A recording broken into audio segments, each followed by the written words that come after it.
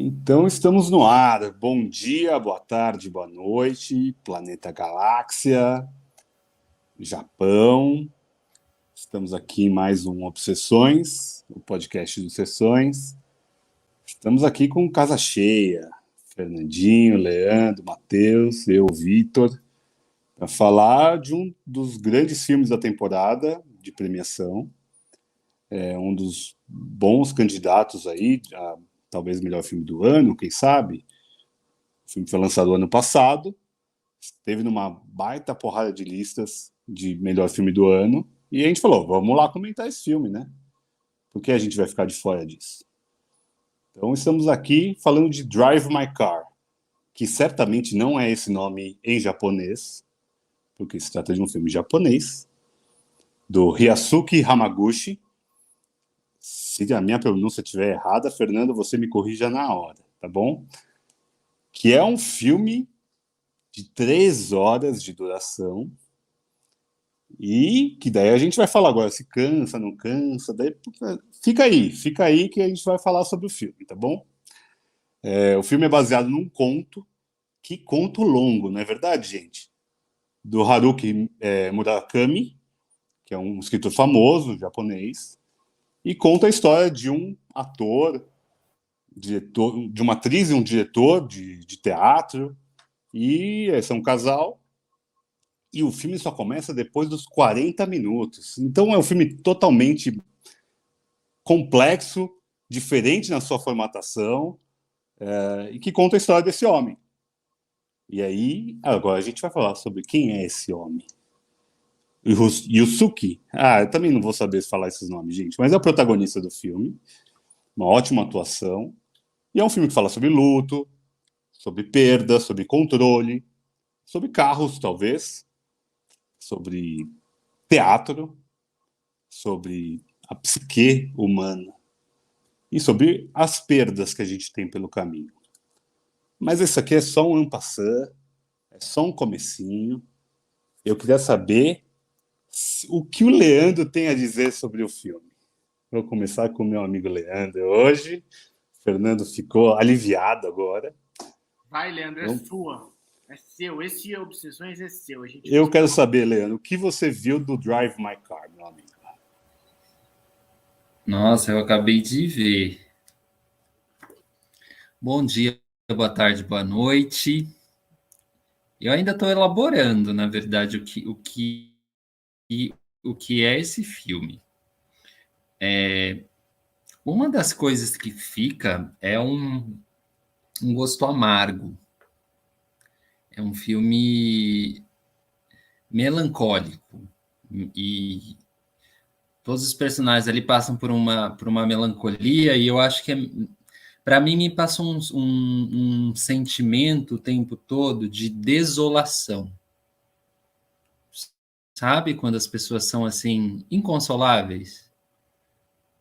Porque carregam coisas com elas que são tão pesadas, sabe? É uma forma tão pesada de encarar as coisas. O sentimento de culpa é tão forte. Um, e aí aquilo vai ficando na pessoa, e você vê que a pessoa. Não sei se tem uma coisa dos atores de ter um peso ali, né? Cada um parece que vai carregando uma sombra muito grande, sabe? E aquilo não se resolve. Então, parece que o luto é um luto que tem que ser mais pesado. Parece que um adultério é encarado como uma coisa muito grave. E tem muitos diálogos no filme, né? Eu não conheço a história que fica paralela ali, né? Porque é o nome dele? O Kafuku, né? Yusuke. Ele é um diretor de teatro e ele encena o Chekhov e tem assim bastante repercussão no Chekhov que ele encena a peça que é o Tio Vânia, e ele é o próprio Tio Vânia. Eu não conheço muito bem a peça, mas o que eu vejo ali é que ele tenta trabalhar um método de teatro russo. Isso fica assim bem por cima, assim, é uma camada que para você perceber você tem que entender o que está sendo feito ali. E onde eu quero chegar? Eu não conheço a história do Tio Vânia, da peça, mas eu entendo que ele está se misturando com a personagem. Isso parece que é uma metáfora colocada ali. Mesmo você não conhecendo a peça, ele está se misturando com a personagem, porque o carro fala o tempo todo o texto do Chekhov, né? E aquilo fica processando na cabeça dele, e é meio que com quem ele conversa. Isso é uma coisa bem interessante do filme, que traz um aspecto psicológico bem marcante até, né? Ele conversa sozinho. É a forma que ele tem de decorar o texto é gravar numa fita, e é uma fita, gente, é antigo mesmo, porque o carro é um pouco mais velho, tá com ele há muito tempo. Coloca a fita no toca-fitas, e aí ele ficou ouvindo a esposa falar das falas do outro personagem, e ele vai dando a fala e dirigindo. E o filme começa a mudar quando ele não pode mais dirigir, por N motivos, mas tem um motivo que se perde no meio, não dá para entender, porque vai ter um problema de visão, e aí o filme não avança com esse problema, né? Isso é uma coisa que eu não consegui, assim, não desenvolveu isso, não sei por quê, ou eu não peguei. E aí ele passa a ter uma testemunha desse lugar sozinho dele no carro, porque ele vai precisar de uma motorista. E ele começa a dividir essas coisas com essa pessoa, assim. Em algum momento me remeteu a Conduzindo Miss Daisy, sabe? Que é aquele filme com o Morgan Freeman. Falei, para onde ele vai, né? Quais confissões ele vai fazer para essa pessoa que trabalha para ele de motorista? E eu acabo me perdendo, porque eu estou realmente ainda processando o filme. Não tem erro, Tem Lê. umas, Vamos ver o que o Fernando fala, daí você volta, meu amigo. Processa então mais um vamos. pouquinho, eu sei, Ah, muito obrigado, Vitor. Muito obrigado. Me processa mais um salvou. pouquinho, Me salvou. porque é um filme de 3 horas. Aqui a gente vai ficar falando 3 horas. Espera aí, vocês estão aí ouvindo. A Então gente vai tá ficar aqui bom. 3 horas, Ó, no eu já, mínimo. já levantei o assunto do Chekhov, da melancolia, da culpa, da desolação, e da intimidade, quando eu falo comigo mesmo, né? Eu Show. falo com o meu carro. Então aí o Fernando daí ele segue. Fernando, você, meu amigo, meu irmão camarada. Vai ter que falar em japonês, foda-se. A gente está aqui para isso. É para isso que eu vim hoje. O Matheus está aqui só para ouvir você falar em japonês. O que você achou de Drive My Car? E o que você achou, agora uma pergunta já específica, de ter um prólogo de 40 minutos para a gente começar a história desse Yusuke? じゃあね。皆さんおはようございます。こんばんは、こんにちは。私はサントスと申します。どうぞよろしくお願いします。O Kairi Nassan. Manos, que filme é esse, caralho? Eu volto a esse lance dos 40 minutos, Vi, porque eu já toco nesse ponto, porque eu achei o filme, mano, difícil. Roots. Eu achei um filme quieto, silencioso, parado, e que é uma característica do cinema, de alguma forma, do cinema japonês, eu acho. Não sei se vocês veem isso. acho que, tipo, o Japão tem os lances do silêncio, né? Tipo, muito silêncio, e no silêncio tá te dizendo coisa também. É legal assistir o filme japonês por causa disso. Drive My Car me trouxe essa sensação, assim. Não entendi muita coisa do filme, não entendi. Eu vim aqui de novo, mais para ouvir vocês falarem, porque talvez vocês tenham entendido, mas o filme me trouxe algumas reflexões, assim, algumas reflexões que eu achei, tipo, pequenas reflexões. Por exemplo, o lance da motorista, né? Como é que é o nome dela? Eu não lembro o nome da menina, da personagem. Misaki. A Misaki. Eu sinto muito um sentido de dever nela. Sabe aquela pessoa que, tipo, olha, meu trabalho é este, e eu só faço isso. Eu não quero nenhum outro tipo de envolvimento a não ser o meu trabalho. E rola isso no filme um tempo.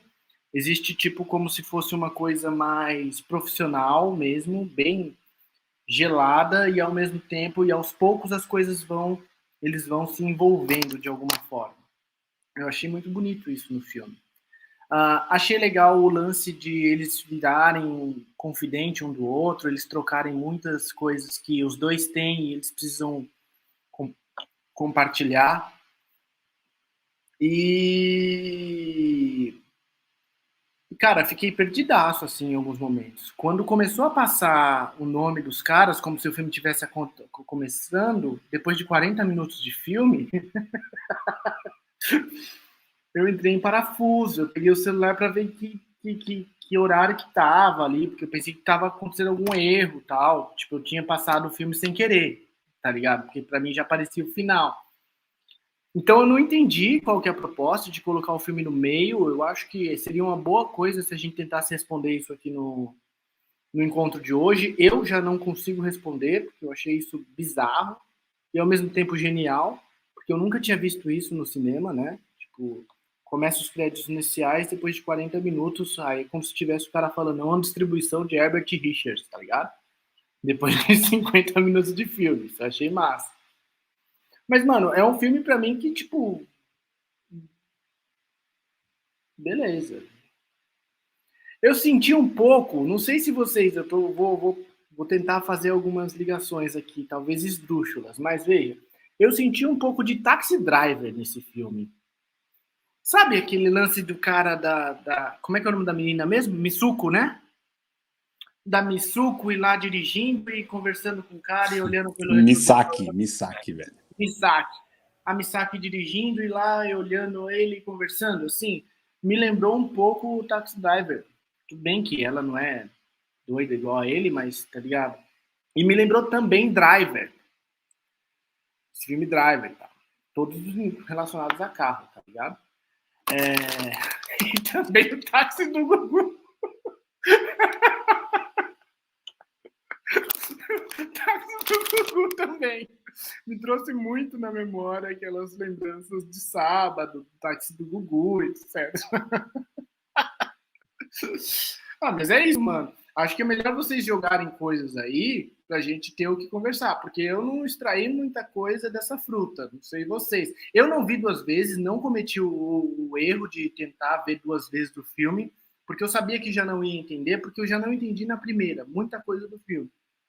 Então eu vim aqui mesmo hoje para ver se eu consigo entender o filme. Gostaria muito de sair daqui com um entendimento um pouco melhor do filme, mas acho que não vai rolar também, não.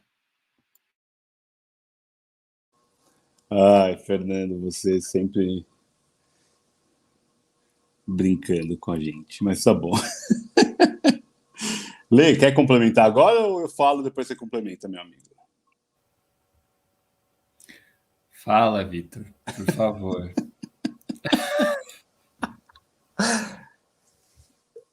Gente, eu adorei o filme. Eu achei um filme super reflexivo, com muito diálogo, né? Tem uma crueza ali, né? Até uma crueldade, de alguma forma, nos personagens, que me atrai, me chamou a atenção e me prendeu na história por 3 horas. Esse lance dos 40 minutos também bugou minha cabeça a primeira vez que eu vi. E eu falei, caraca, como assim? Que prólogo gigantesco é esse? Para que isso, né? Mas depois eu acho que faz muito sentido, não sei se faz muito sentido, mas faz sentido com o andamento da história, né? É como se fosse um conhecimento prévio daquele personagem central, que é o Yusuke, e o porquê que ele está naquele lugar, porque logo depois que começa o filme real, né? Ele se muda lá para Hiroshima para dirigir a peça Sylvania sem a presença dele, né? Pela primeira vez. E a gente vê lá no prólogo, vou chamar de prólogo, esses 40 minutos iniciais, ele era o Sylvania, ele tinha toda essa lógica do controle sobre o personagem, do conhecimento do personagem, nessa conversa com esse carro. E o carro, para mim, é essa alegoria clara de como ele foi perdendo o controle da vida dele. Ele tinha um controle e ele tinha tudo sob controle. E o carro também, de alguma forma, ele era um santuário para ele. É um santuário tanto para o isolamento, quanto para manter a aparente relação amorosa que ele tinha com a mulher dele. Que em nenhum momento eu julgo o amor dos dois. Só que o fato de ela estar traindo ele saber daquilo e não tomar nenhuma atitude quanto a isso, fala muito mais sobre ele do que sobre ela. Pelo menos, claro, o filme é sobre ele, tá? Então ninguém aqui está falando que ela não é importante, as decisões dela não importam. É que o filme é sobre ele, é sobre esse diretor de teatro, ator também de teatro. E esse carro, para mim, é uma alegoria muito clara sobre essa necessidade de estar sempre no controle, por mais que ele não saiba para onde ele esteja indo. E isso fica cada vez mais claro com o andar do carro e do filme. A partir do momento que ele tem a perda lá no acidente, e ele descobre esse glaucoma, que o glaucoma é essa doença degenerativa do olho, né? Você vai perdendo a visão para o resto da vida. Aquele colírio é só um paliativo. Eu acho que a ideia é essa mesmo. Ele parar de dirigir o carro é um paliativo da vida dele. É um paliativo para ele parar de tentar controlar tudo, tentar deixar tudo do bonito do jeito que ele bonito ou aceitável do jeito que ele vive, né? É um relacionamento que ele tem com essa mulher complexo, né? Eles tiveram uma perda de um filho que foi absolutamente traumático para toda a história do casal. Em até certo momento ele fala, a partir daquele momento deixamos de ser felizes. Então é um homem super amargurado. O Lê falou da melancolia, eu acho que é um dos filmes mais melancólicos mesmo desses últimos tempos. Porque é um filme sobre isso, sobre a melancolia da vida, ou sobre a espera da morte, de alguma forma. Ele está ali só sobrevivendo e agora fugindo também. Ou, pelo contrário, deixando de fugir como ele sempre fugiu. Ele acaba tendo tantas quebras no roteiro que ele queria para a vida dele, que ele, em certo momento ali, ele aceitou que ele ia ficar cego, aceitou que a mulher dele era do jeito que ela era, porque ela precisava ser aquilo, e ele não aceitava. Ele aceita a dor dessa perda, a dor talvez da culpa. Então eu estou achando que tem muitas alegorias, e eu gosto muito. Também não conheço o texto do Sylvania, e tem um pouco disso que o Lê falou, eu acho. Ele entrou no personagem, ele quis viver o Sylvania.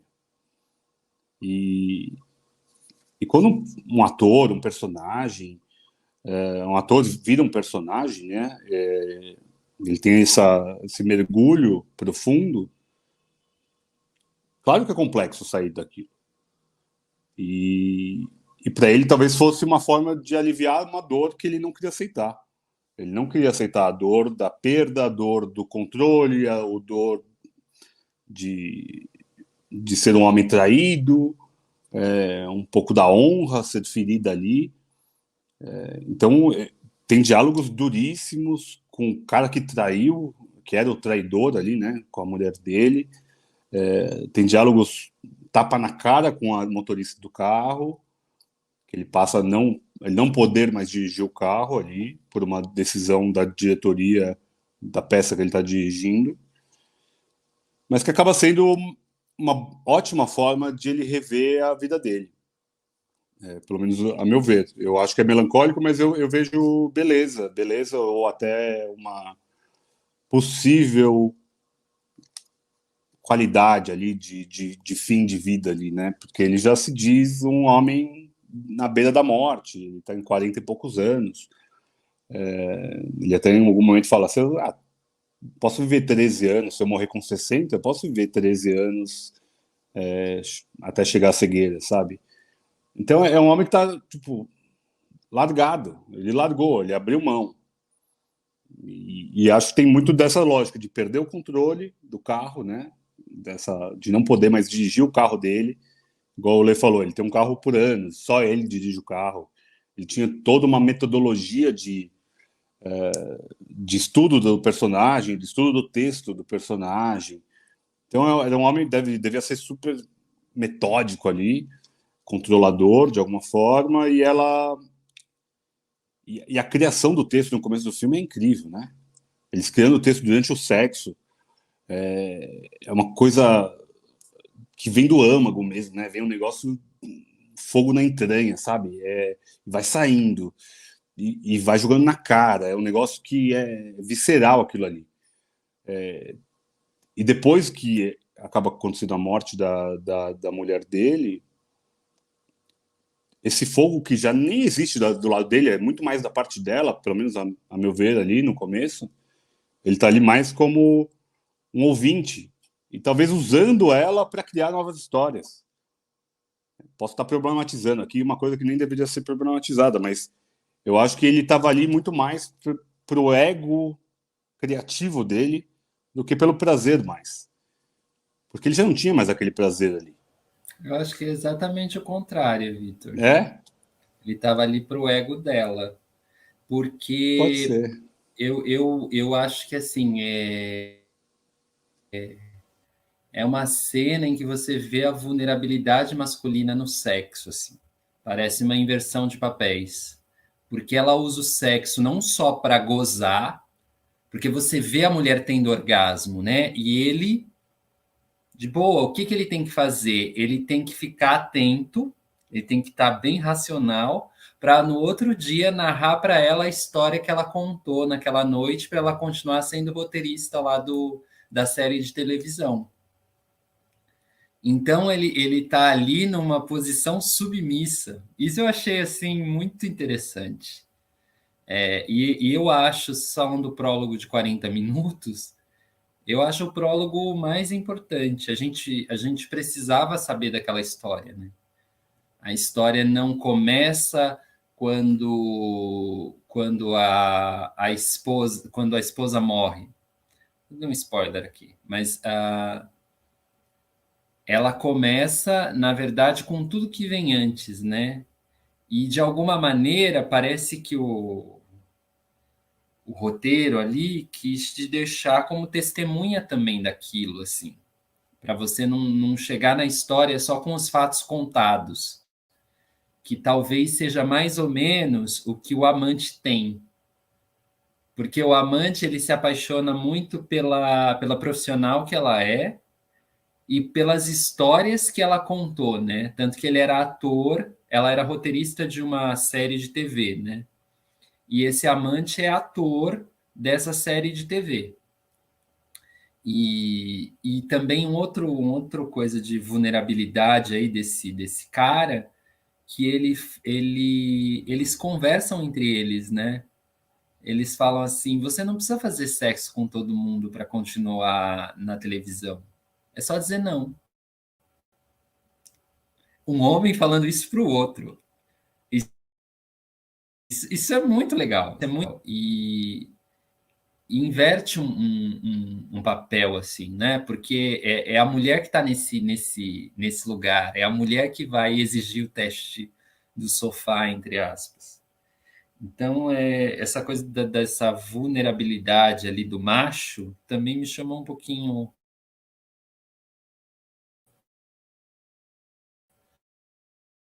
Eu Me senti chamou atenção, nessa cena aí, saltou os olhos. particularmente nessa cena, eu acho que tem Você um se pouco. sente, você se sente como você está reivindicando? Não, eu senti nessa cena.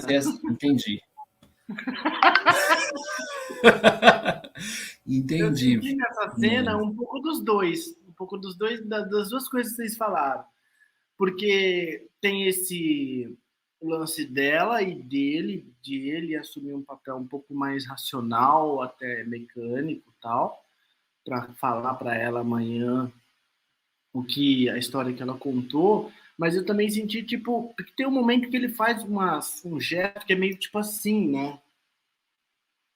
Tipo, a mina tá em cima dele, né? Gozando e ele faz assim. E eu não creio que essa seja uma postura, digamos,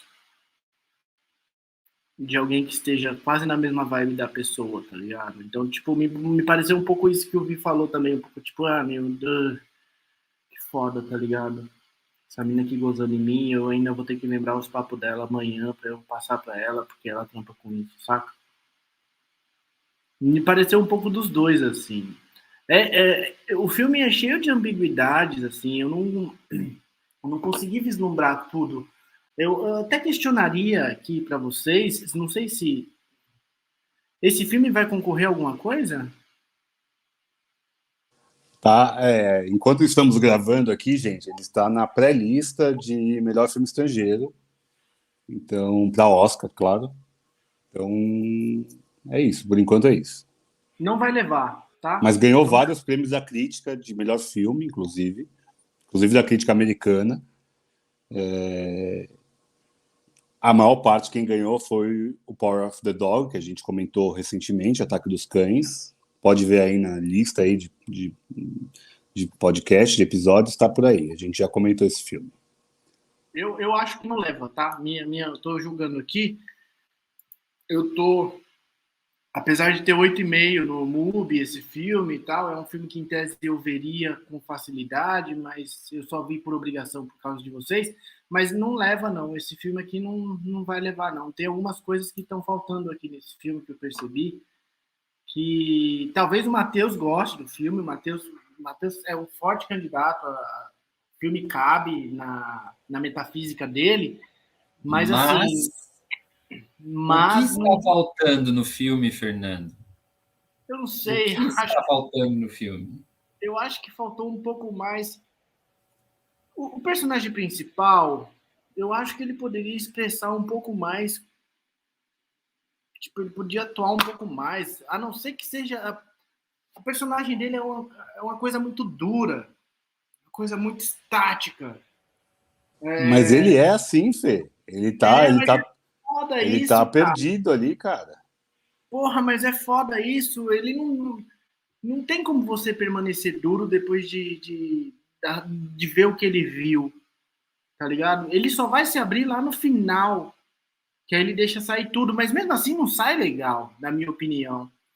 Porque, tipo, sai muito travadão. Naquele diálogo que ele tá tendo com o amante, é um diálogo muito foda. E ali fica meio que um ponto explosivo. Parecia que eu ia ver em algum momento, mano, vai dar ruim, esse cara vai abrir a porta, vai jogar esse cara para fora do carro, com a mina dirigindo, foda-se, vai acontecer alguma coisa. E não acontece nada disso, eles resolvem tudo ali, Não ia batendo. acontecer, Fê. Não ia acontecer porque ele pegou ele em si, a mulher dele em cima daquele cara, e ele não fez nada. Ele não faria. É da personalidade dele. Você morou no Japão. Como que é um japonês? Ele explode ou ele fecha o olho? O japonês vai ver, vai abrir a porta devagar, vai sair, vai fechar sem fazer barulho e vai tomar um saquê no bar. Isso é Então é foda. isso. Ele é desse jeito. Ele é melancólico nesse nível, cara. Porque para ele, a hora que ele começa a ter as revelações, deixa eu pôr aqui. A hora que ele começa a pôr as revelações dele ali, com muito custo, né? São horas, né? 2 horas e meia, no mínimo, até ele conseguir falar. Para ele, são 2 anos e pouco depois da morte da mulher dele. A hora que ele revela ali para a mulher tudo que ele queria ter falado e o que ele queria ver ela novamente, é de uma dor que eu senti. Eu consegui sentir aquela dor dele, do homem que está em silêncio, que o homem que guardou a fala, do homem que estava sabendo ali de toda a traição há muito tempo e nunca revelou nenhum problema por achar que ela precisava daquilo para superar a morte da filha. Então ele contemporizou por muito tempo e acho que ele não tinha nem mais força para explodir em algum momento. Ele não tinha mais força. E ele só conseguiu se abrir porque essa motorista do carro, para ele no começo era alguém invisível, né? Conseguiu mostrar para ele dores que talvez fossem maiores do que as dele, e ela estava ali falando. A minha menina, que desde o começo tem aquele trauma da mãe, que eu não vou falar aqui o spoiler, tem essa problemática de trabalhar dirigindo por horas e horas sem parar, ela tem esse condicionamento de direção, porque é a única coisa que ela pode fazer na vida é a fala dela. E mostra muito uma vulnerabilidade. Eu acho que daí eu quero jogar um gancho para vocês e ver o que vocês acham. O fato de estar em Hiroshima é muito representativo, porque não é uma dor dele, não é uma dor da menina, é uma dor de um país, é um caminho que se fechou para muitas pessoas. Eu acho que ali tem um gancho muito claro de mostrar uma ferida que ainda está aberta. Quando a gente comentou sobre Madres Paralelas, que tem as feridas abertas da ditadura castrista, né, na Espanha, acho que Hiroshima é essa ditadura. É uma dor que não passa e não vai passar. Então, acho que estar em Hiroshima não é um acaso para o filme. Acho que ele é muito representativo. Mas, ao mesmo tempo, as cenas em Hiroshima, elas não me trouxeram uma tristeza ou sequer... Veja, você falou que é Hiroshima e tal. Tipo, eu tinha percebido que era Hiroshima, mas assim, eu não associei todo esse trauma, tá ligado? Até porque parece que Hiroshima é bonita, né? Hiroshima é um lugar bonito ali no filme pra mim. Pelo menos pareceu isso, assim. Não me trouxe essa memória pesada de, sei lá, né? Do A game pede única salto. memória que eles citam mais específica é daquele túnel, né? Dentro daquele lixão, né? Parece um lixão, mas um lixão bonito, não é o lixão daquele Brasil. Que ele mantém né? O arquiteto deixou esse caminho livre até o mar, para as pessoas verem o mar.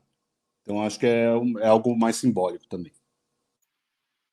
Uma outra coisa que eu queria comentar é que eu também não gostei da condução do Yusuke, ou Yusuke, whatever, como diretor, assim. Quando eles estão passando a cena, quando estão passando as falas do tio Vânia, do Chekhov lá, bom, não sei, eu não gostaria de trabalhar com um diretor daquele, assim. Eu acho que, tipo, por mais que o texto exija, e eu desconheço o texto do Chekhov, o ambiente ali não me era muito bom, não me era muito, sei lá, não sei, eu sentia ali um negócio meio até claustrofóbico em alguns momentos, assim, na passagem dos textos, sabe? Porque as pessoas estavam interpretando, aí elas falavam as falas delas e depois batia na mesa. Deixa para o outro fazer a fala dele. E aí, em algum momento, ele fala, não, eu só quero que você leia o texto. Só lê o texto, não é para interpretar o texto. Deixa eu fazer a pergunta para o Lê, então. Porque o Lê, que é um homem do palco, deixa eu perguntar para o Lê. Né? É um homem dos palcos, nosso consultor de musicais, nosso consultor teatral, nosso consultor de dança. É para isso que a gente paga o Leandro, para a gente ouvir ele. Lê, me fala um pouco sobre o diretor né, nos ensaios, como esses ensaios também são uma força para demonstrar o papel controlador dele, E o que você achou da incomunicabilidade entre os atores? Porque cada um fala numa língua. O que você achou dessa montagem? Por mais que a gente também não conheça o Tio Vânia, mas eu acho que ali é meio que universal para a gente conseguir entender o que você sentiu dali.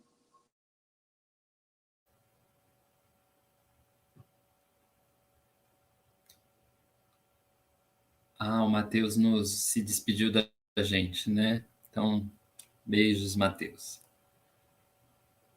Fê, eu não acho ele ruim, não, como diretor. Não acho. Não acho. Acho que de alguma maneira, eu até acho que é um método interessante. Conhecer primeiro e depois você cair numa interpretação, né? É uma escola, porque tem atores, acho que, sei lá, processos que talvez eu tenha visto, participado no Brasil, que ele já chega interpretando, sem conhecer. E aí ele cai no que ele é enquanto forma, geralmente, de começo. Porque ele sempre disse aquela frase daquela maneira. Quando ele esfria, né, ele lê primeiro, não, quero só que você leia, parece que ele deixa o texto falar. E eu acho que quando se trabalha esses textos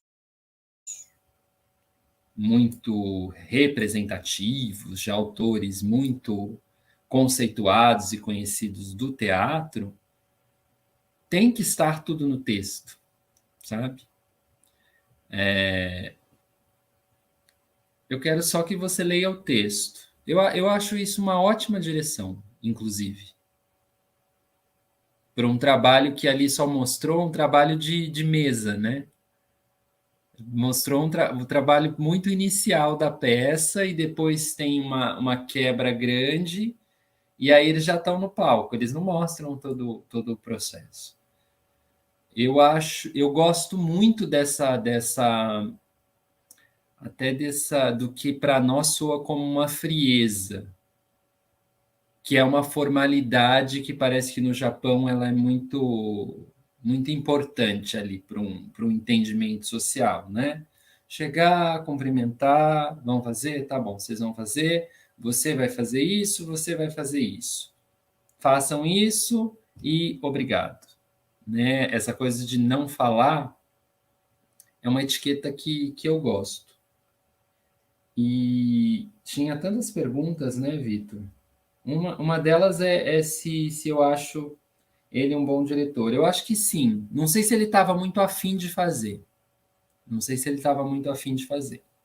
Mas ele fez. E eu não sei também. Tem uma coisa ali de confrontar o amante, né? Por isso ele dá o papel que ele fazia para o amante. Isso é uma coisa que dá para psicologizar. Né? Agora você vai ser como eu sou. Você não vai estar aí nesse lugar, que é o lugar do personagem que eu ia te dar, né? Personagem galã, bonitinho. Não, você vai ser um cara como eu. Isso é uma coisa que dá para você pensar, porque em algum momento ele fala que ele sente inveja dele, né? Do fato dele ser melhor que o Dom Juan. Essa fala acontece, né? Não, você não vai ser o melhor que o Dom Juan, você vai ser eu. E eu quero ver se você segura ser eu. Tanto que o resultado a gente vê, né? Você não consegue. Só eu posso ser eu. Isso é uma coisa que no carro eles conversam. Isso dá um suporte para a cena que vem depois. Porque eu acho que o amante, né, que eu estou chamando de amante, é Kochi Tatsuki. Ele começa a falar de uma coisa de você não pode ir muito fundo na mágoa dos outros. Isso eu achei assim um diálogo forte, né? O que resta é olhar para a gente, para a nossa mágoa, né? É uma fala forte dele. E a única coisa que nos resta é olhar para a gente. Acho que ele fala uma coisa meio assim. Isso é de uma tristeza absurda, absurda, porque talvez eu hoje eu até discorde, eu acho que a única coisa que nos resta, sabe, é também olhar para fora. Então talvez duas coisas nos restem, né? Olhar para dentro e olhar para fora.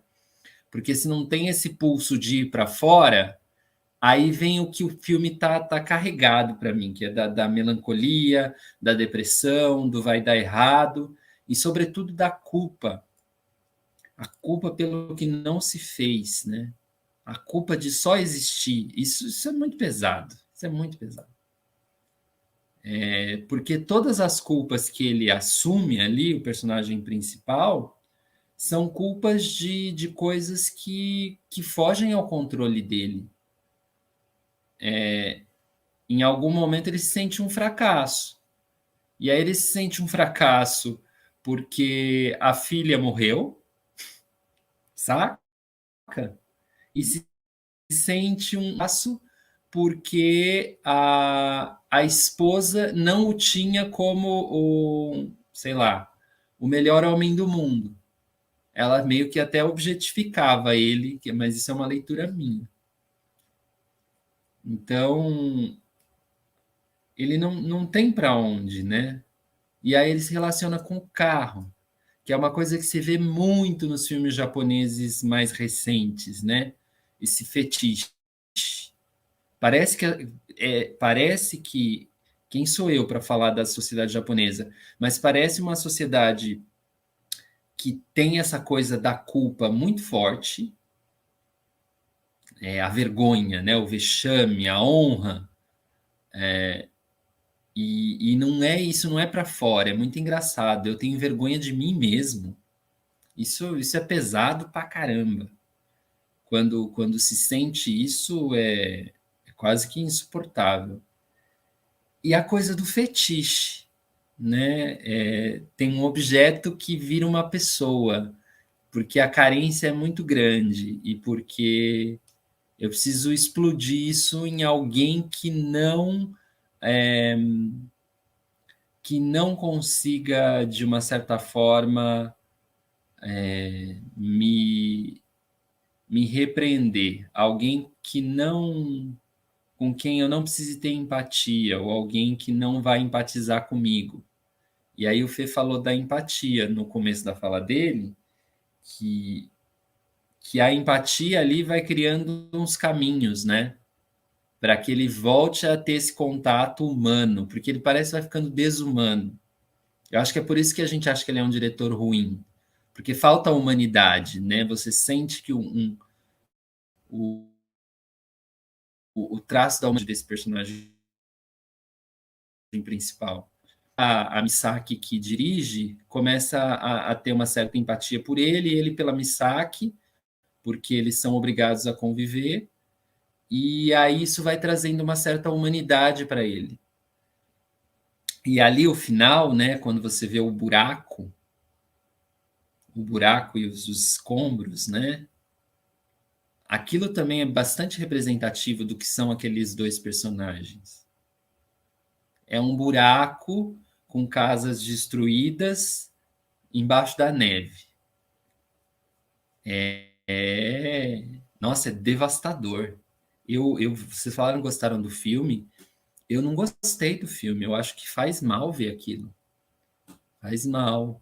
Porque ele é absurdamente realista, assim. E ele vai num lugar muito,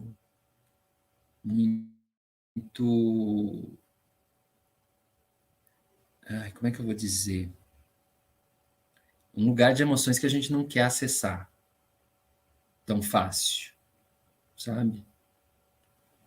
Então, acho que respondi a pergunta, Vitor. Se não Mas respondi, ainda, não desculpem, ouvintes.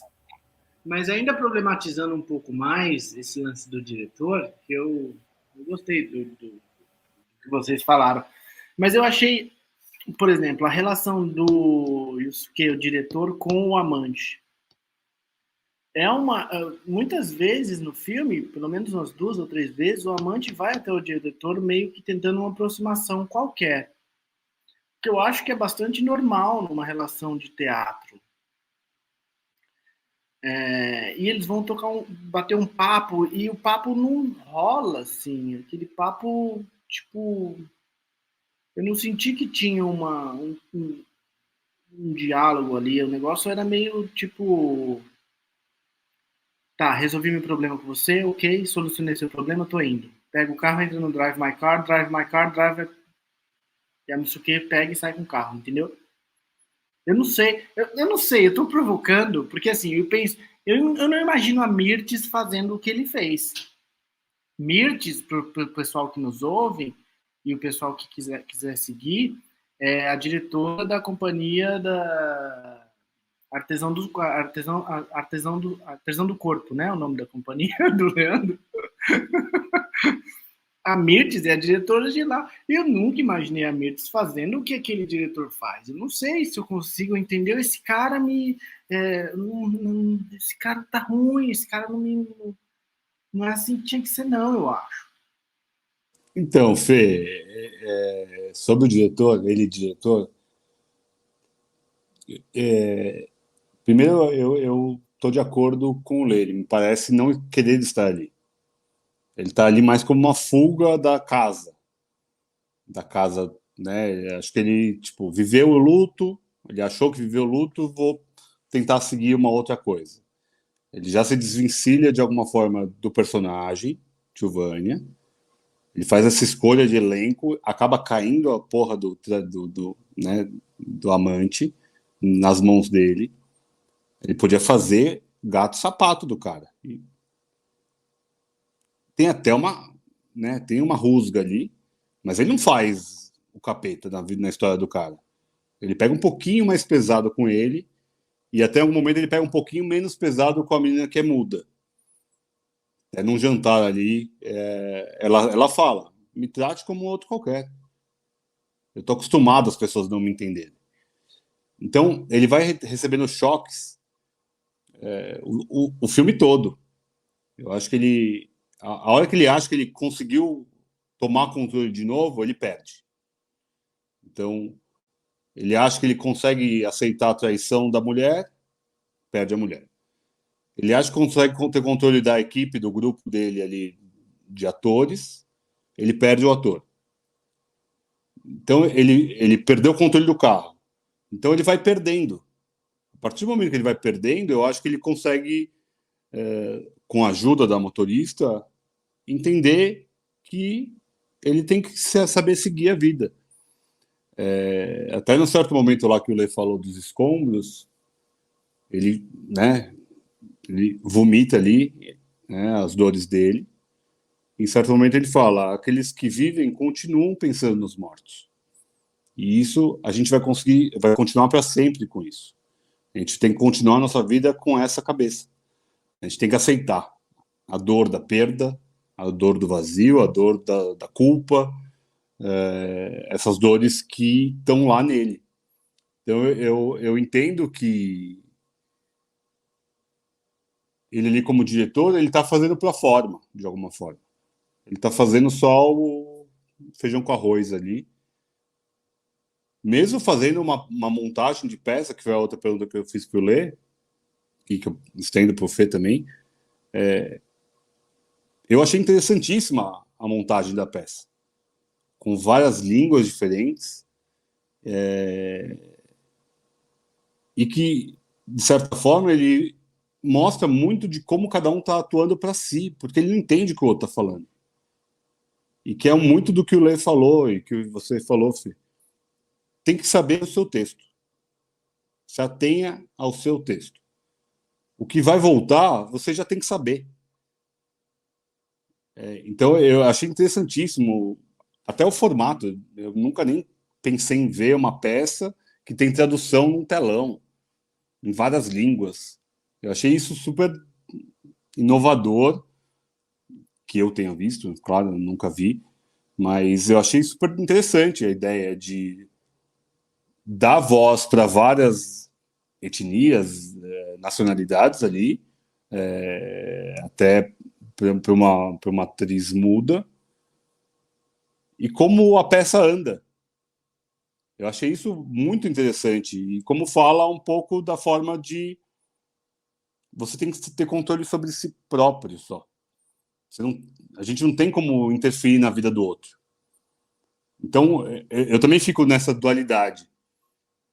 A gente é sozinho ou a gente precisa do outro? Então, acho que o filme ele não dá respostas, mas ele coloca muitos elementos sobre até a comunicação mesmo. O que vocês acham? Um microcosmo que eu gostei muito no filme é justamente o tradutor e a mulher que é muda, né? Que as falas daquele. Primeiro tem uma parte aí que é quando ele aceita o cargo para trabalhar como diretor da peça, e aí ele sabe que ele não vai poder dirigir o carro. Essa cena é muito legal, eu achei essa cena muito foda, porque, tipo assim, tá o tradutor e a mulher, né, falando com o cara, com o diretor, e aí ele fala, tá, mas eu vou dirigir meu carro, não sei o que. Você não pode dirigir o carro, você vai ter que ter um motorista especializado para isso, e ela é muito boa. Aí ele falou, não, eu peguei um hotel a 1 hora daqui justamente por causa disso, porque eu vou ouvindo as letras, né, as falas da peça ao longo do percurso. Eu vou decorando, etc, etc. Aí a mulher fala, eu achei essa frase muito foda, que ela fala assim, mas a gente tem um recurso aqui disponível, acho que alguém que já atuou nessa peça se matou e a gente não quer que isso aconteça novamente, por isso a gente vai cuidar de você e tal. E aí, tipo, é um impasse muito legal que se dá, e a mulher, assim, toda burocrática, né, falando tudo naquele japonês todo polido, né, desse, né, e ele tem que ceder e foda-se, se fudeu. Aí, pula para a parte do tradutor e da muda, quando eles vão jantar na casa do cara. Eu achei aquela cena muito foda, assim, porque a linguagem de sinal da menina, né, tipo, é muito emblemática, tal, e as traduções do que ela vai falando, quando a gente entende realmente o que ela tá falando, você fala, cara, ela ela fala com as mãos, mas fala algo, várias coisas profundas, assim, né? Então, esse lance de ter línguas diferentes, inclusive uma linguagem de sinais numa peça, eu acho que é muito foda também. Achei muito legal isso no filme. Gostei pra caralho dessa parte. E ali eu acho que tem a última cena, né? E na última cena parece que se sente um alívio no filme. Acho que é a única cena de alívio e de esperança. Porque eu acho que ele pergunta. É o texto do Chekhov, né? Ele pergunta para ela: Você tem noção de quão miserável eu sou? Ou algo assim. E ela responde na língua de sinais. E aí ele não precisa mais ouvir a fala. Ele segue o gesto e assim, aquilo parece que até fica um contraste com aquele processo de ensaio, né? Que era duro, era frio. Ali você vê que a emoção do personagem aparece. E é quando tem que aparecer mesmo. Ela tem que aparecer na cena, sabe? Eu sou um pouco da teoria de que como é que é? Treino é treino, jogo é jogo. Isso eu acho que faz sentido. E é tão bonito também o texto que ela diz ali para ele, né? Que casa tanto com toda a história do filme, de que a gente vai dizer, né, que a gente chorou, que a gente sofreu, mas que a gente tem que seguir uma coisa nesse sentido. E a peça é um sucesso, né? Ele tem não mostra a plateia aplaudindo, mas a partir dali mostra já uma outra história começando. Parece que ali é a resolução do filme, ele fecha a narrativa ali. Ele não precisa mais do carro, porque ele talvez não precise mais ouvir tanto o que ele fala, né? A consciência dele já está talvez num outro estágio, porque ele passou por ritos de passagem ali, né? E ele buscou isso, ele precisou, né? Ele que pediu para ir lá no lugar onde, enfim, onde a Misaki levou ele. Ela falou, preciso ir nesse lugar para ver isso. E a partir dali até a arte muda, né? Então, né, meio que a arte e vida juntas mesmo, assim. Eu me torno a minha própria obra de arte, acho que funciona ali no final. E é a cena mais assim, poética do filme, porque todo filme é duro, ele fala, nossa, não tem para onde, não tem um alívio, não tem onde respirar, não tem esperança. E aí no final tem um respiro assim. Essa cena é muito bonita. É muito bonita. É muito expressiva, é muito delicada, né? É bem isso que o Lê falou. Que daí até contradiz um pouco do que eu falei sobre precisar do outro ou não. Na cena ali, ele não tá ouvindo, né? Ele tá vendo os gestos, mas ele nem precisaria ver. Ele tá sentindo uma outra coisa. Porque ele volta a fazer o Giovanni, né? A fazer o personagem. E ele tá ali só sentindo a mensagem final.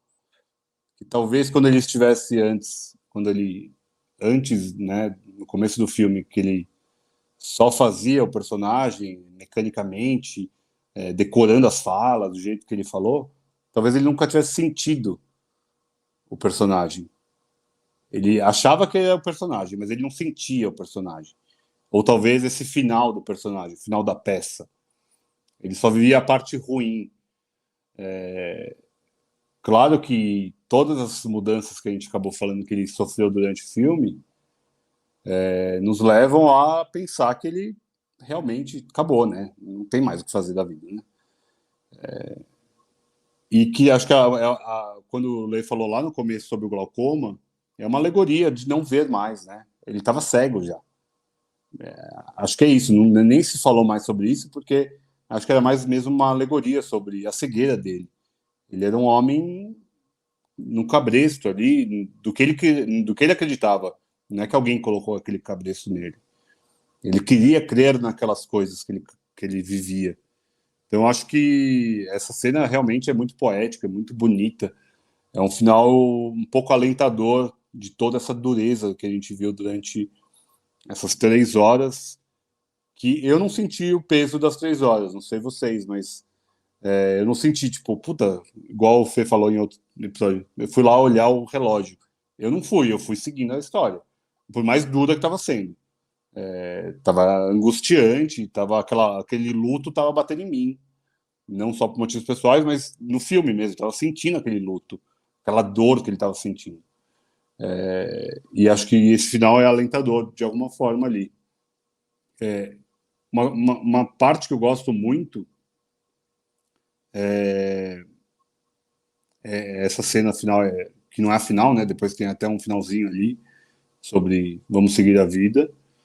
É uma mensagem bonita do filme, né? De certa forma, é bonito. Mas eu gostei muito dos ensaios, eu gostei muito da montagem da peça, eu gostei muito de como é colocada a peça no filme, aquela cena que eles estão ensaiando num parque. Eu acho aquilo muito bonito, muito livre, né? Parece que a mudança de local, né, daquela sala fechada para um lugar aberto, que muda até um pouco, né? Depois ali tem a mudança da relação dele com o amante, que é muito maduro. Eu acho muito maduro aquela relação ali. Não sei se eu teria aquele sangue frio, e acho que o Fê pode falar um pouco melhor. É muito do oriental, né? O oriental tem essa frieza, é meio calculado de alguma parece, né?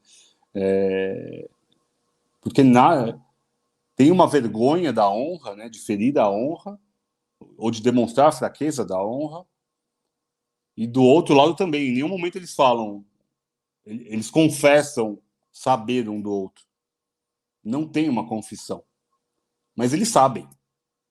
É muito claro que eles sabem. Então, eu acho acho maduro mesmo. O fato de saber e não precisar ficar jogando na cara, sabe? Um negócio de vomitar, de bater, de ir para violência. Não sei se vocês... O Lê também convive com orientais lá na companhia também. É uma outra realidade, né, gente? O que vocês acham? Eu acho que, tipo, isso se resume num lance que ele fala que é, tipo assim... Em algum momento ele fala isso, acho que é na discussão do carro mesmo. Ele fala que ela me amava, mas ela tinha necessidade de, talvez, pegar outras pessoas. Mas a única pessoa que ela amava mesmo era ele. Acho que isso resolve o problema, tá ligado? Porque, tipo assim, se você sabe que uma pessoa te ama e você faz amor com a pessoa, o fato de ela fazer sexo com outra é menor, tá ligado? Talvez, tipo, não tenha tanta importância. É assim que eu resolvi o conflito comigo, assim. Mas, de fato. Mas acho que, assim, o japonês não tem sangue de barata também, não. Tem várias ocasiões que, tipo, sai na mão mesmo. É tudo bicho solto também, tá ligado?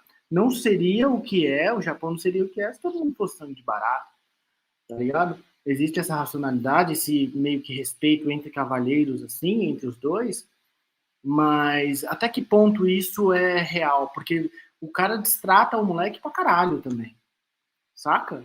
Tipo, quando o moleque vai buscar um contato com o diretor meio que destrata o cara, tipo, mano, tá, era isso que você precisa? Dá conta, por favor, tô saindo fora. É assim que ele trata o moleque. Se isso não é uma porrada, não sei o que é uma porrada ao estilo nipônico, mas é uma porrada, né? Então eu acho que, tipo, o conflito se resume aí. Ele amava ela e ela o amava. Tipo, se ela faz sexo com outras pessoas, isso é indiferente, porque é só sexo, talvez, tá ligado?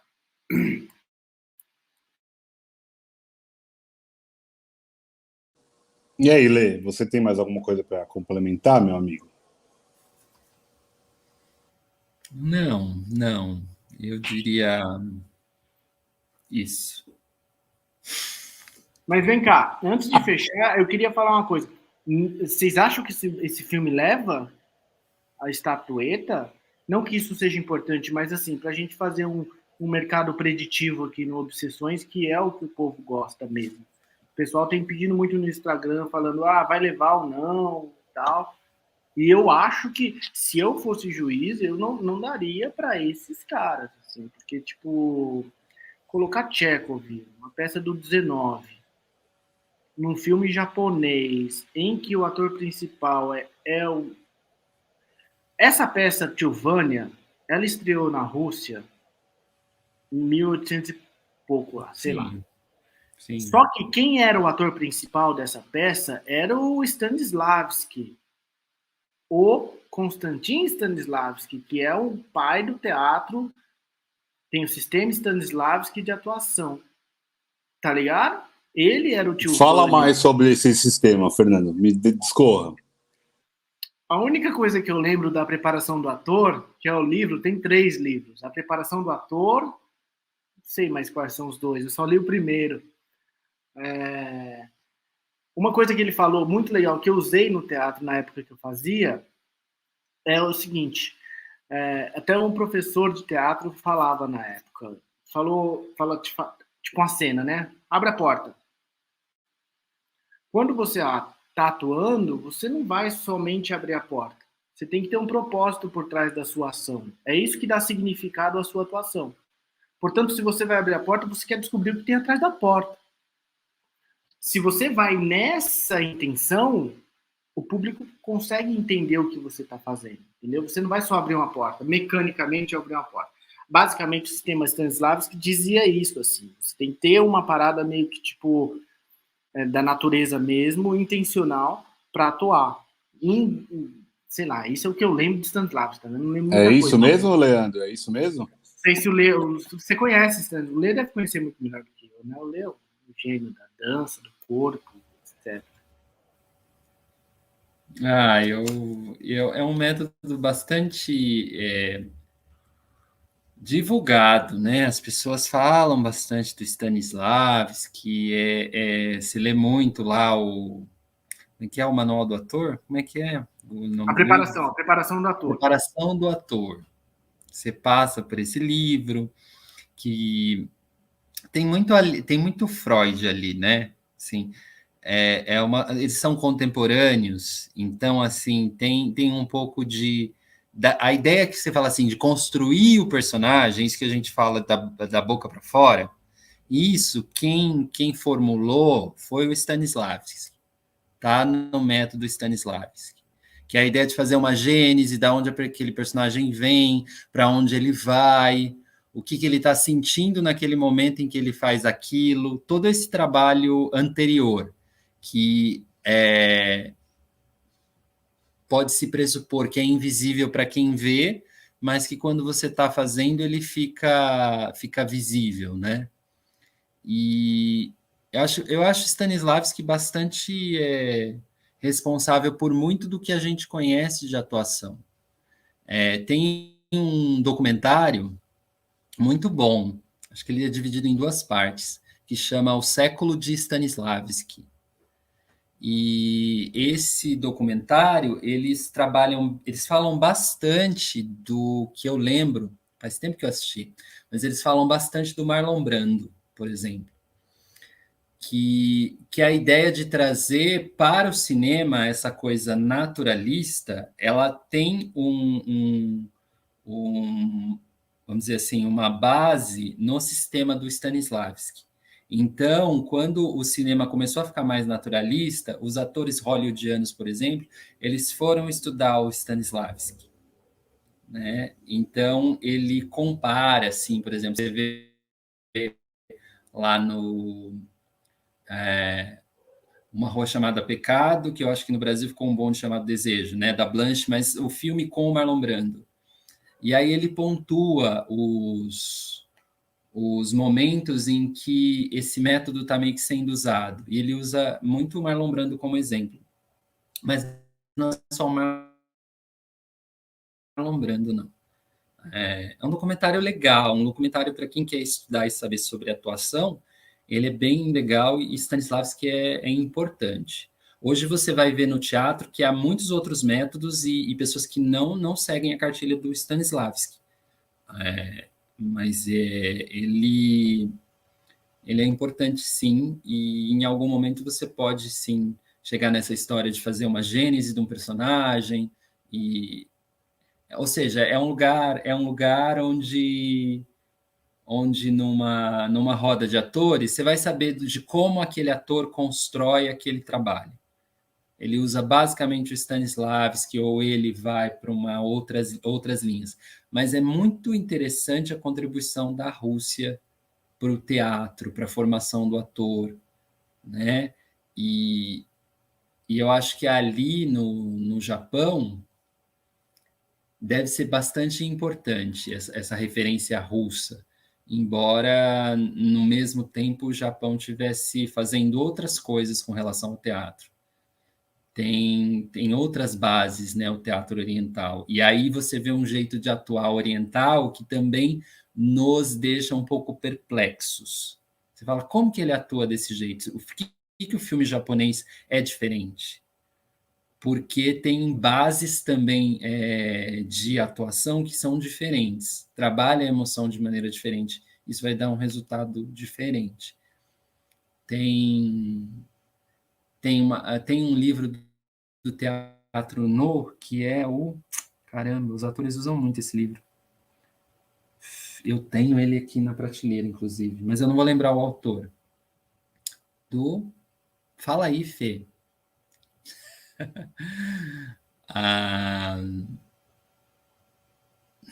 Caramba. Fala aí, Fê. Fernanda Montenegro. Eu li esse livro 3 vezes. Peraí, tem que achar. Tem que falar. Enquanto o Lê acha, Fê, me fala o que você achou. Você achou que você aprendeu bem sobre Stanislavski ou o Leandro está conhecendo um pouco mais? Nossa, o Leandro, subscrevo tudo que ele disse. É isso mesmo. Stanislavski é uma boa leitura, cara. É gostoso de ler. É como se você estivesse lendo um livro que você ele não fica só no teatro, ele serve para a vida também, tá ligado? É muito legal Sim. o Stanislavski. A criação do personagem é muito legal. É uma fonte muito foda, assim, para criar personagem e tal. Quero compartilhar isso aqui com vocês. Eu quero fazer uma crítica aqui aos atores japoneses que estão nos ouvindo aí. Ouve aí, galera. Não tá legal, não tá legal. A atuação japonesa, ela fica muito num desespero quieto demais, saca? Ela precisava explodir. Eu coloco lado a lado uma atuação japonesa e uma atuação sul-coreana, por exemplo, saca? Ali você tem uma explosão, até mesmo no jeito de falar. Pega Parasita, por exemplo, velho. Tipo, ali tudo tem significado, tá Mas não ligado? é muito mais ocidentalizado? Por isso que para nós é mais fácil de entender? Talvez tenha essa dimensão cultural, acho que tem sim. Mas, por exemplo, se você vai a Kurosawa, por exemplo, ali tem atuação explosiva. Pega, vou citar um filme aqui que acho que a gente nunca citou, que é o Kagemusha, do Akira Kurosawa. Que Kagemusha significa impostor, sósia, guerreiro das sombras, alguma coisa assim. Que basicamente era um mestre feudal da época do século XVI no Japão, em que eles disputavam território. E aí tinha lá o clã do Tokugawa, que é um clã super famoso de samurai do Japão, e eles iam brigar por terras ali em Kyoto e tal. E aí o cara morre e ele já contratou um Kagemusha, um sósia, um impostor, para fingir durante 3 anos que ele ainda tá vivo, para evitar o ataque dos outros clãs, tá ligado? E aí ele perde, tal. No final do filme ele perde. Mas ali você tem toda a explosão, o negócio, mesmo que às vezes é tudo paradão, as reuniões dos ministros, tal, são todas assim, né? Tipo aquela coisa dura. Acabou. Mas depois tem uma explosão, tem um sentimento na cara. Nesse filme não tem um sentimento que sai da cara desse mano.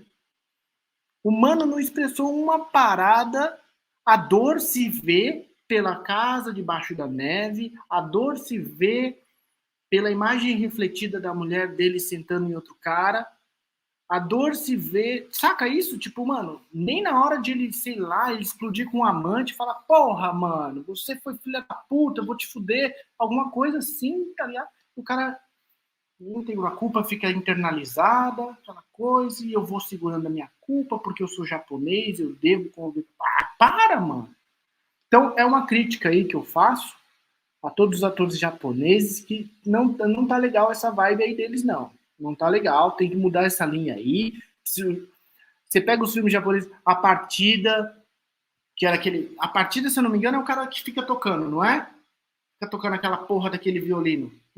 Sobe em cima do Fernando, ferro. você já tá entrando nos top? É isso, mano? Não tá velho? nem no top isso daqui, Dá não. uma segurada aí, Mas velho. o cara fica lá naquela porra, aquele violino lá em cima da casa, tocando. Porra, mano. Faz um bagulho legal com o violino, tá ligado? Quebra o violino na cabeça de alguém, dá sentido ao violino, ressignifica os bagulhos.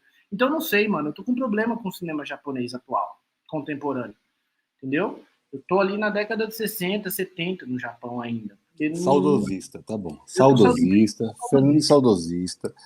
Você fez uma pergunta, não sei se o Lê achou, mas falou sobre a temporada de premiações, a Bolsa de Apostas, o pessoal está perguntando aí no chat. Vai levar, Fernando, tá? Vai levar melhor filme estrangeiro, melhor filme internacional. Não tem concorrente à altura. Por isso leva. Se tiver. Não, mas não tem concorrente à altura porque o filme está aclamado em Hollywood, é isso. Tá? É um filme que ganhou vários prêmios e os concorrentes perderam hype. E também é o que a gente já falou em vários outros episódios aqui: o Oscar não é qualidade só, é investimento de propaganda. Então vai ganhar porque estão investindo mais. Posso estar absolutamente equivocado quando sair os vencedores perder, mas hoje, dia 27 de janeiro, que a gente está gravando, é o grande candidato a ser o vencedor de melhor filme internacional e boas perspectivas de estar até concorrendo ao melhor filme, melhor diretor. Está bem cotado e aclamado nesse nível, entendeu? Então, claro, a academia tem mudado nos últimos anos, tem tentado colocar filmes estrangeiros para concorrer a outros prêmios, até por conta, né, de 2018 ali, teve aquele lá, todo o problema com as mulheres, depois de representatividade negra, e daí a academia mudou, colocou muita gente estrangeira como membro da academia, e isso acaba levando votos para fora dos Estados Unidos, como um voto de paixão, um voto de amor, um voto de um nacionalismo global anti-americano, de alguma forma. E esse é o filme que está conseguindo ter uma força para levar algumas indicações além de internacional, de melhor filme internacional. Então, estou falando só de bolsa de apostas, tá? Independente. Eu adorei o filme, eu posso falar por mim.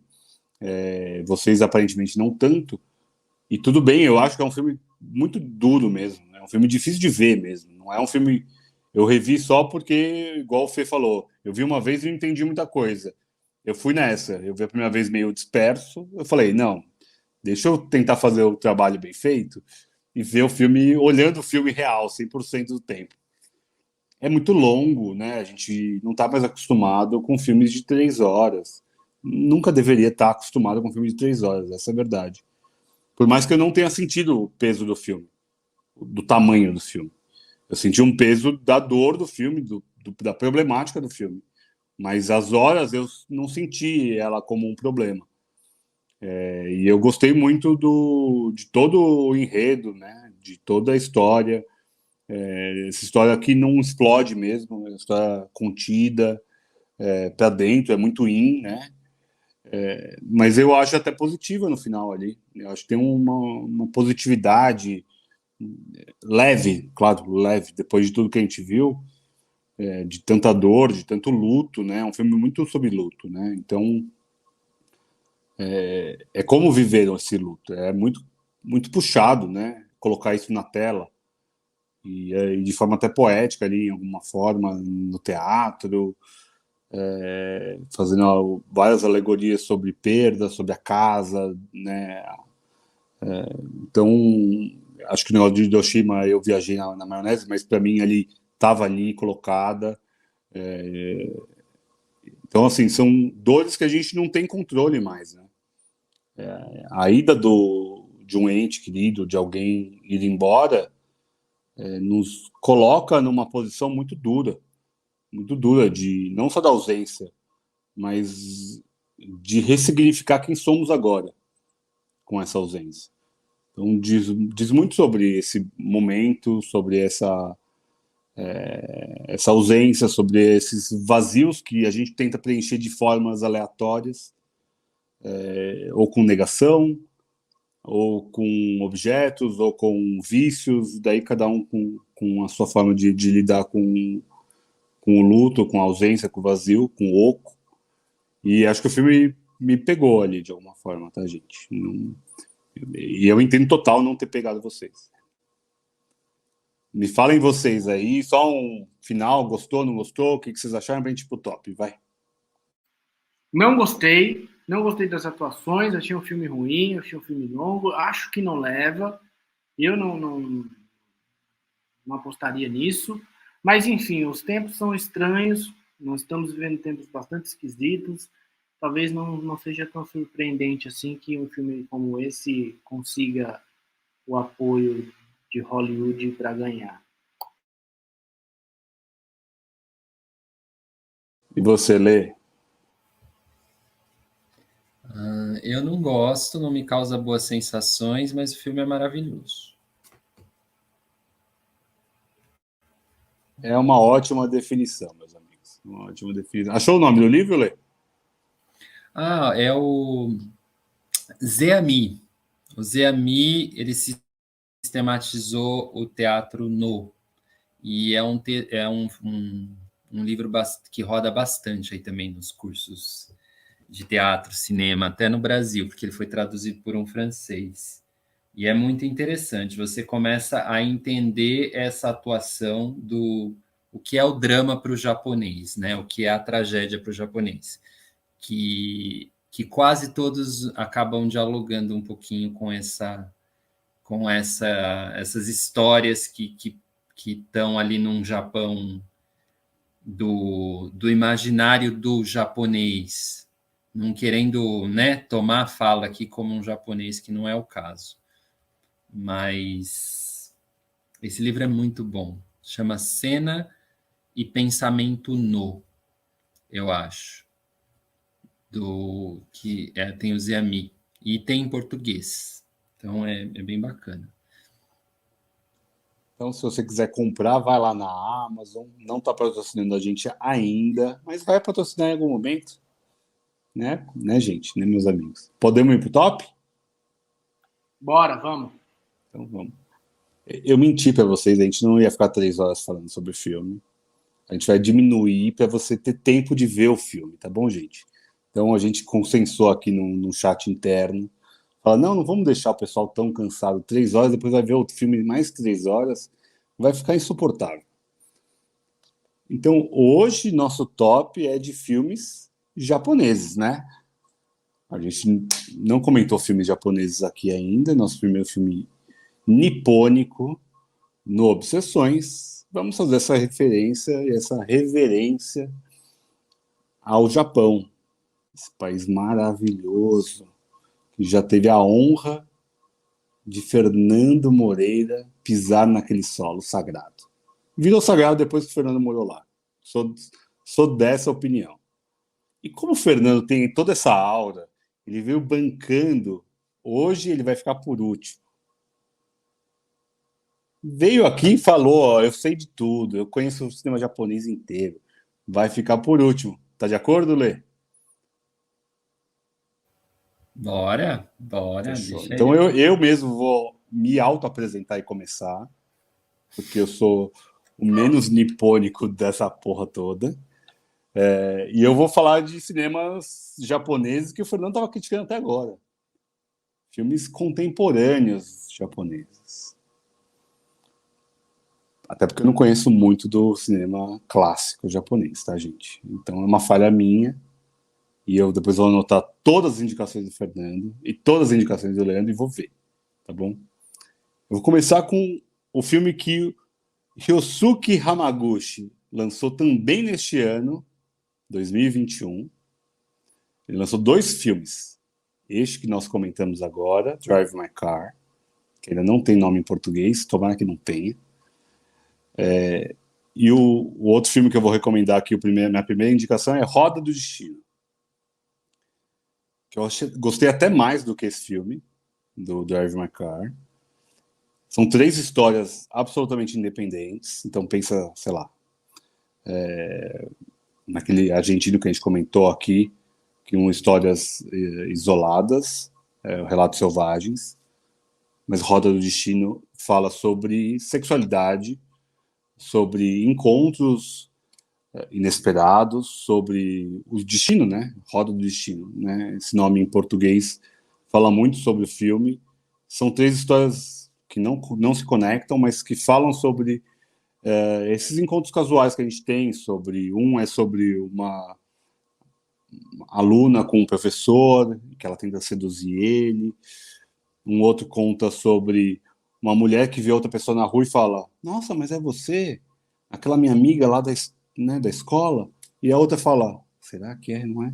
Fala: nossa, você aqui. E daí não são amigas, e daí rola uma amizade nova. E a outra história eu já não lembro mais, mas tudo bem. Filmaço, achei lindíssimo o filme. Uma sutileza na direção, que daí depois eu gostei mais ainda do Drive My Car da segunda vez que eu vi.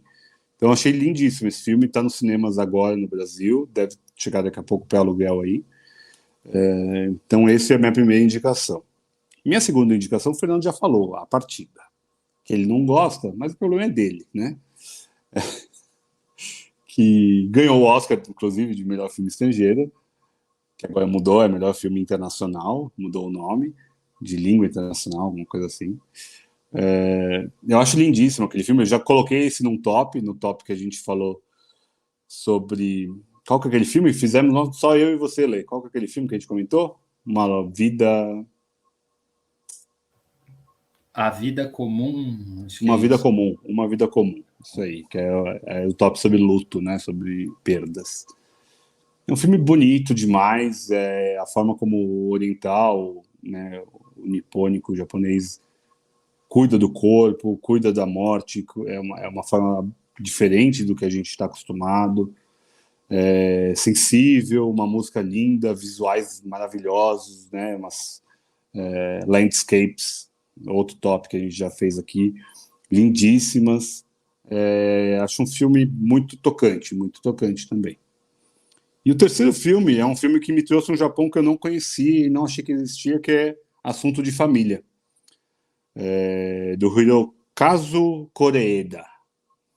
Esse Koreeda é ótimo, porque ele tinha um outro aqui na minha bagagem aqui, que é Ninguém Pode Saber, que também conversa sobre essa história de família, né? Lógica da família.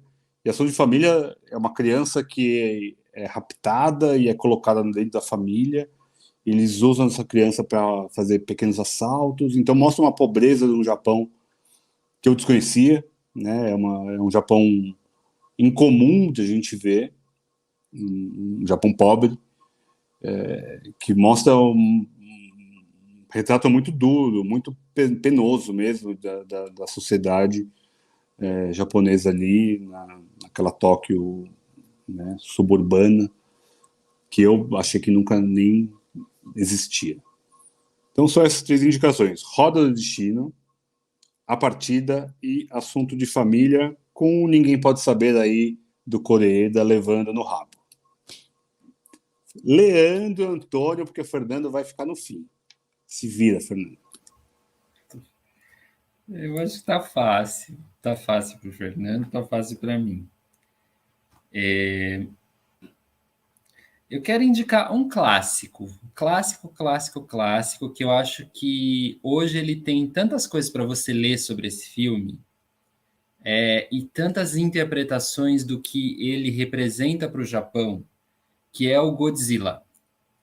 O Godzilla de 54, que é icônico,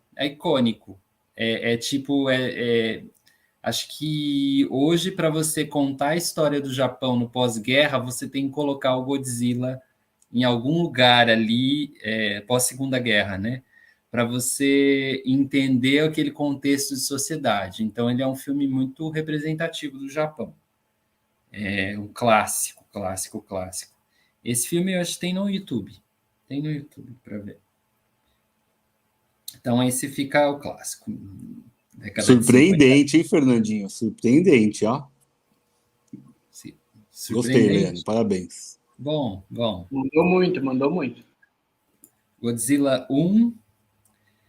Eu vou pôr um japonês dirigido por um russo, já para fazer uma menção aqui ao filme, que é o Elegia Oriental, do Alexander Sokurov,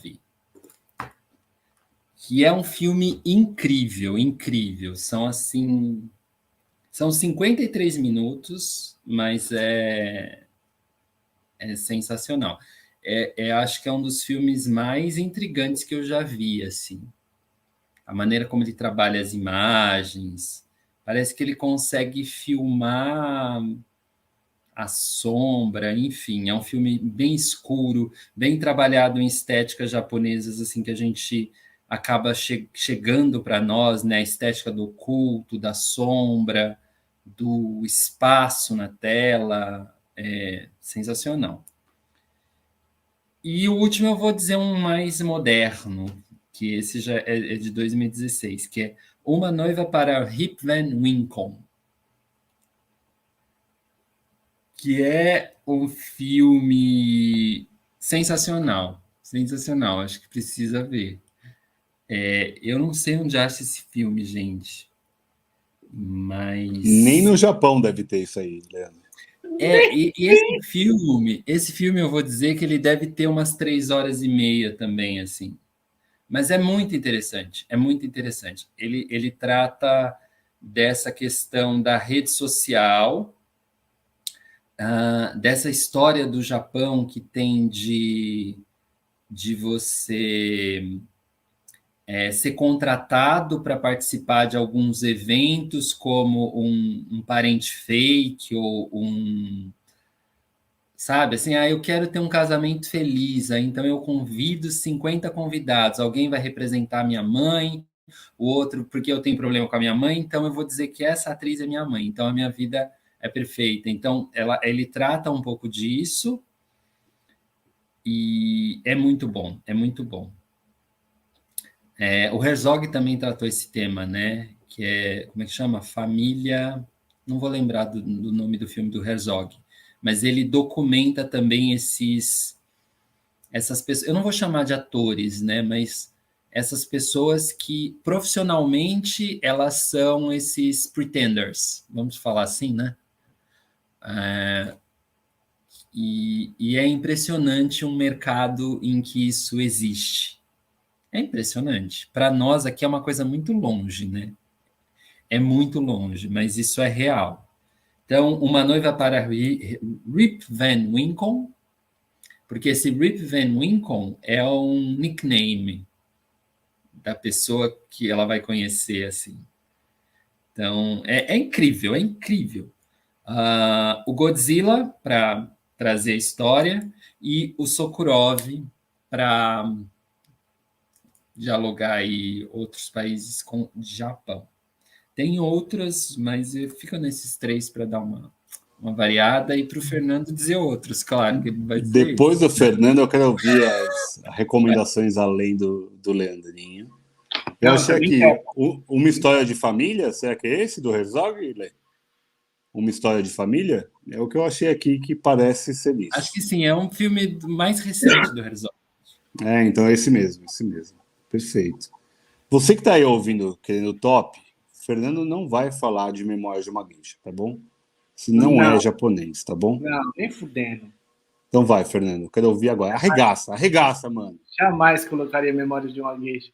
Eu gostei muito do da Ninguém Pode Saber, que é Daremo Shiranai. Esse filme é muito massa, e esse daí do Lê, ele tinha falado no encontro nosso, e eu adorei o tema, porque tem uma reportagem da BBC que mostra essa realidade do Japão. A galera contrata pessoas para tipo fazer um papel para a vida delas, assim, saca?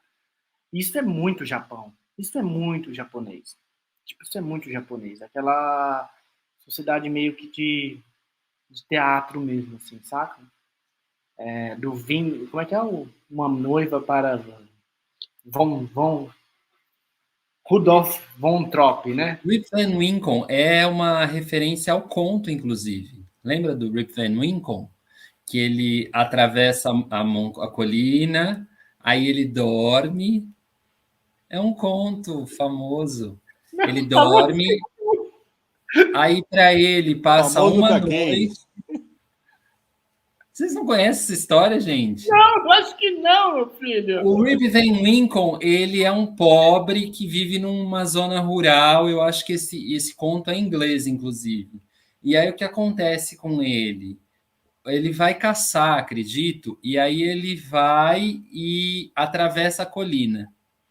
E aí anoitece, ele não pode voltar, ele dorme do outro lado da montanha. E aí, quando ele volta, não foi uma noite que passou, passaram 100 anos. Nunca ouviram essa história, gente? E aí eles falam, não, quem você conhece o fulano de tal? Ele fala, nossa, esse já morreu. Eu conheço o neto dele. Aí ele vai lá e o neto é tipo, já é um homem. Aí ele fala, nossa, essa história vocês não conhecem? Passava no Teatro dos Contos de Fada da Cultura. Ah, por isso que a gente não conhece. Puta, a gente nunca Rip assistiu. Van Winkle. Porra, que foda isso. Vai, Fernando, agora, vai, arregaça, vai. Arregaça. Vamos lá. fazer? Que fazer com vocês, gente? Que fazer com a cultura? Que fazer? Mas a gente está aqui para aprender. Nossos Muito ouvintes bom, aqui muito agora bom. também estão anotando também. Eu não tenho. Bem, Olha, eu acho que não vai ser surpresa para nenhum de vocês. Acho que todos esses filmes que eu vou falar já passaram por aqui. O primeiro que eu gostaria de colocar como um filme muito foda do Japão, que vocês cometeram, na minha opinião, um equívoco em não colocar nenhum desenho, nenhum mangá, é o Hotaru no Haka, que é o túmulo dos Pirilampos, em português, de Portugal. Túmulo dos Vagalumes. Que a gente até comentou quando a gente comentou sobre Estúdio Ghibli, certo? Isso aí. Quem estiver aí ouvindo, tem um episódio sobre o Ghibli. Passa lá e ouçam-nos. Na verdade, esse filme é um resumo dos terrores de uma guerra mundial. Assim, eu acho que nenhum filme expressa tão bem quanto talvez o Game Pés Descalços também represente muito fodamente esse lado da cultura do Japão. Um outro filme que eu queria colocar também é desenho. Eu gosto muito dos mangás japoneses e ninguém tem dúvida disso, porque eu sempre cito ele aqui, Akira. Akira é foda, o Kaneda é foda, o Tetsu é foda, a distopia é foda. Muito simples, muito fácil, não tem como dar errado. E o último, ó, eu vou jogar sério agora e eu vou colocar o mastro lá em cima, tá? Eu vou colocar um filme do Akira Kurosawa que chama Rashomon, que é um filme do caralho, em preto e branco. O Vitor vai adorar assistir esse filme. Filme em preto e branco. Mas o mais legal desse filme é que ele traz um elemento que basicamente acontece talvez um estupro e um assassinato na história, e essa história é contada de 4 perspectivas diferentes. E ao longo da história, ninguém consegue chegar à verdade do que aconteceu de fato. Na verdade, o efeito Rashomon é um bagulho que a gente usa no dia a dia assim, para falar que, tipo, quando não dá para descobrir a verdade, tá ligado? Existe o efeito Rashomon em virtude do filme, saca? A pluralidade de versões impede, talvez, que a gente conheça a verdade do que aconteceu. Então, esse filme é emblemático por isso, é um filme do Akira Kurosawa. Eu acho que ele deve ser referenciado aqui, acho que a gente, inclusive, deve falar mais sobre eles. Eu gostaria de fazer uma pequena menção honrosa também ao Kurosawa, que é Sonhos. Hoje você tem 3 Kurosawas aqui. Olha o nível do debate. 3. Kagemusha, Sonhos e Rashomon. E Sonhos é um filme a cores, né, do Kurosawa, que não é muito comum, a maioria da cinematografia dele é preto e branco. E são histórias também, algumas histórias de umas viagens do Akira, assim. Ele trata sobre perda, dor, meio ambiente, bombas, guerras, toda a história do Japão tá ali, tá ligado? De alguma forma naqueles sonhos. Então, meus filmes seriam esses, bem simples, Túmulo dos Vagalumes, Akira e Rashomon. Obrigado. Agora eu gostaria muito de ouvir as menções honrosas do Leandro. Acho Eu que seria... também, eu tô aqui com a caneta na mão. Você pode nos brindar, Leandro, com algum chá verde, algum chá de pitaia? esse eu não vi, mas tem um filme tem um título bem legal que é Quando uma Mulher Sobe a Escada, não é? É muito, muito legal esse título. Eu acho que tem um problema de tradução, assim, de tradução japonês-português, e aí os títulos ficam muito bons. Mas eu queria recomendar 2. Um que eu acho que é um dos meus filmes favoritos de todos os tempos. Acho que eu já recomendei até, assim, fiz menção dele no Landscapes, que é Dolls, do Takeshi Kitano. Um filme que eu vi várias vezes. Muito bom. Mas vem cá, ele também tem o pecado... Eu tenho esse DVD aqui, acho que foi você que me deu, Lê, mas esse filme, eu tentei colocar ele para ver recentemente, é meio, digamos, não quero ser outro, porque eu gostei do filme quando eu assisti há muito tempo atrás e eu não consegui rever. Mas ele tem esse lance de ser lento também, né? Bem lento. Eu acho que tem quadros mais lentos, tem outros menos, porque acho que são 4 histórias, né? São 4 histórias que se fecham, porque quando você pega filmes japoneses, tem muito essa coisa das estações do ano, né? Então, o Dolls tem 4 quadros e cada quadro é numa estação do ano. E eu acho que tem ali também um ritmo da estação. Quando está no inverno, eu acho que o filme ralenta um pouco. Quando vai para paisagens mais de primavera, a história é um pouco mais ágil. É a minha impressão e minha leitura hoje. E tem histórias ali que são lindíssimas, né? É esse casal que vai passando pelas histórias, né? Quando elas vão se cruzando. É muito lindo. E muito baseado no teatro de bonecos japonês, né? O bunraku. Então tem cenas lá de até um grupo que hoje eu sei que é um grupo de bunraku famoso que aparece ali. E Takeshi Kitano é uma super personalidade lá no Japão. Ele é humorista. Ele é conhecido por fazer humor na televisão e aí ele faz um filme que nem Dolls, sabe assim, mostra uma versatilidade bem interessante. E eu queria recomendar Contos da Lua Vaga. É um filme, esse é antigo, é do Kenji Mizoguchi.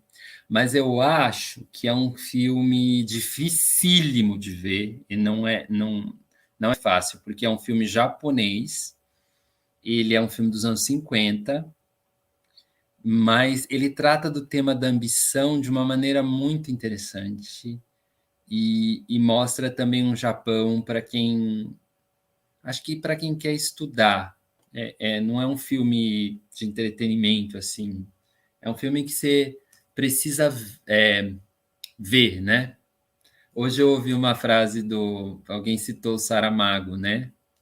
E eu acho que cinema tem a ver um pouco com isso, quando você ainda mais se depara com culturas tão diferentes da sua, que é quando você olha, você vê. Quando você vê, você repara. Eu acho que é um pouco isso, esse cinema.